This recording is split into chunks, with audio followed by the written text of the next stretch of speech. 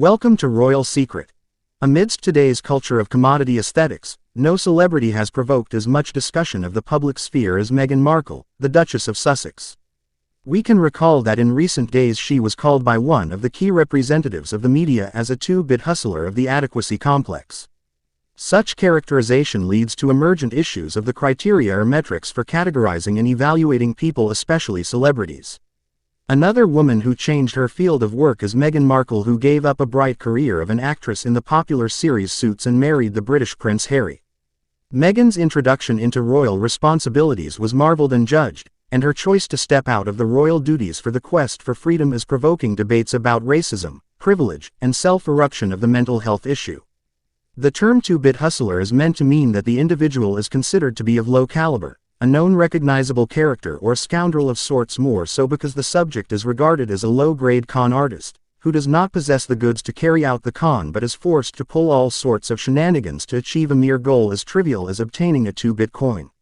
Some of the critics who often use this phrase tend to dwell on such aspects as her businesswoman roles, such as the podcast archetypes and Archwell Productions.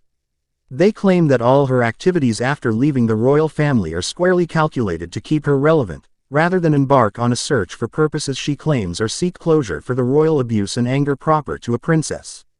Nevertheless, this point of view does not take into account the specifics of contemporary celebrity and the difficulties that come with having to leave a rigid, heavily controlled environment as a royal. This term erases the possibility of considering Markle as an enterprising woman who is trying to make a comeback on the society. Of course, arguments can be made about the effectiveness or genuineness of her businesses, but referring to her in such a way distorts complex problems. The two terms are alliteration, and the first of the two is delusions of adequacy, which suggests that Markle is probably too big for her boots or overstating her role or value in the universe. It has become a phrase common with criticizers who look at her advocacy work, speaking in efforts to remodel the monarchy as self-serving. He stated that the conflict between her attempts to engage in advocacy on topics like mental disorders, women's rights, and racism and the no ordinary life she lives demonstrates the distance between her and real life. However, what this criticism does not factor into account is what it means to advocate in the first place.